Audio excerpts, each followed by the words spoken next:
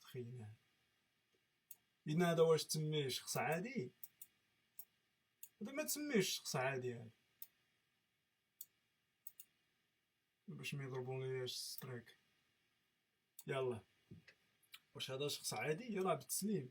يعني انا هنا باش كنقولوا يعني واش هو انسان عادي ولا ماشي عادي الله تعالى اعلم، ولكن الاحصائيات كتقول بانه ماشي انسان عادي بكل صراحه. يعني تاكل الشيء ديال الحمار، تاكل اي حاجه بحال اكس ياكل قدر ياكل بنادم. هذا شكون عارف هذا العجب هذا؟